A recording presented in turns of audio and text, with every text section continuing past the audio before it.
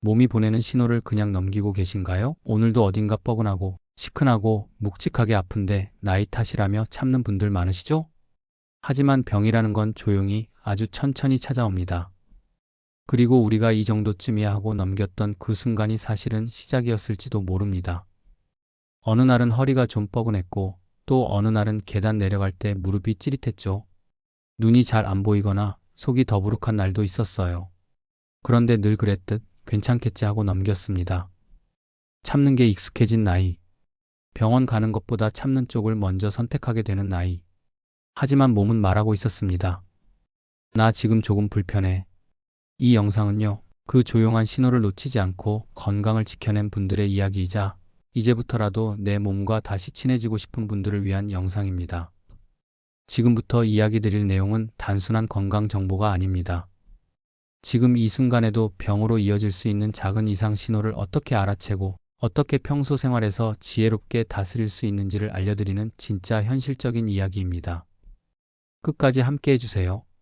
김 여사님은 시장에서 장을 보고 나오다가 감자 봉지를 들고 차에 실려다 허리를 굽혔는데 갑자기 찌릿한 통증이 왔다고 해요.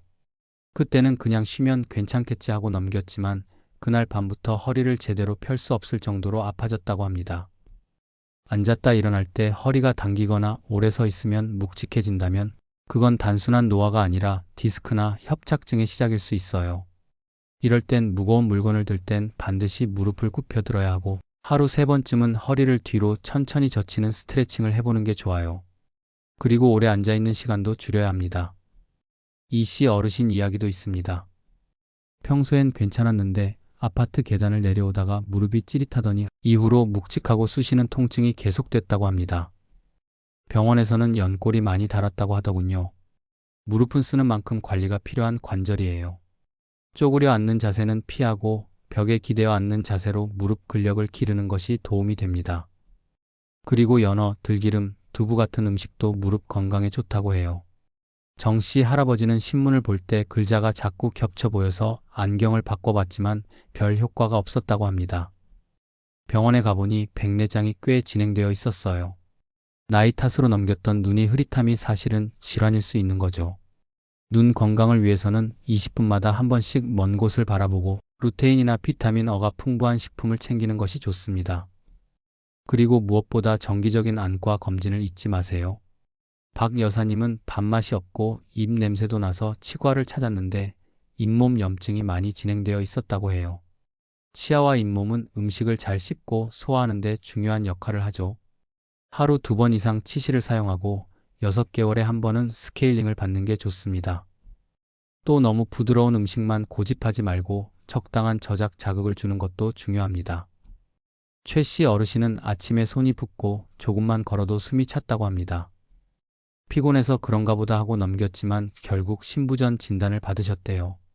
이런 증상은 단순한 피로가 아니라 혈관 문제의 신호일 수 있어요. 아침에 일어나서 심호흡을 3번 하고 매일 30분 정도 걷는 습관을 들이면 도움이 됩니다. 또 국물이나 젓갈처럼 짠 음식은 줄이는 것이 좋습니다. 윤 여사님은 변비가 자주 있었고 체중도 점점 줄고 기운도 없어졌다고 합니다. 병원에서는 장의 운동이 많이 느려져 있다는 말을 들으셨어요. 장 건강은 소화뿐만 아니라 면역력, 기분에도 영향을 줍니다. 아침 공복에 따뜻한 물 한 잔 마시고 식사 시간을 규칙적으로 지키고 채소와 발효식품을 매일 한 끼 이상 챙겨 먹는 것이 좋습니다. 어느 어르신은 손주가 놀러와도 대화가 잘 안 돼서 점점 말수가 줄고 외출도 피하게 되었다고 하셨어요. 나중에 보청기를 권유받았을 때는 이미 청력 저하가 많이 진행된 상태였습니다. 난청은 단순히 불편한 걸 넘어서 외로움, 우울감, 치매와도 관련이 있다고 해요. 대화는 가능한 한 조용한 환경에서 하고 이명이나 먹먹한 느낌이 들면 병원을 방문해 보는 게 좋습니다. 65세가 넘으면 1년에 한 번은 청력 검사를 받는 것이 권장돼요. 몸은 매일 조용히 우리에게 말을 걸고 있어요. 나 지금 조금 불편해하고요. 그 작은 신호를 알아차리는 것, 그것이 바로 건강을 지키는 첫걸음입니다. 사실 누구나 알고 있어요. 건강이 가장 중요하다는 거. 그런데 정작 몸이 보낸 신호에는 귀 기울이지 못할 때가 많습니다. 괜찮겠지, 시간이 지나면 낫겠지, 병원까지 갈 일은 아니겠지. 그렇게 하루하루 미루다 보면 기회는 점점 멀어집니다. 오늘 이야기 중 하나라도 마음에 닿았다면 내일 아침부터 아주 작게 시작해 보세요. 허리를 천천히 젖히는 스트레칭, 따뜻한 물 한 잔, 10분 산책이라도 좋습니다. 몸은 반드시 반응해 줄 거고 그렇게 쌓인 작은 실천이 언젠가 큰 병을 막아주는 힘이 될 거예요.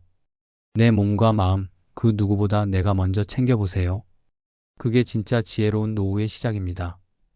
이야기를 듣고 나니 나도 한번 해볼까 싶은 마음이 드셨다면 지금 이 순간이 바로 변화의 시작입니다.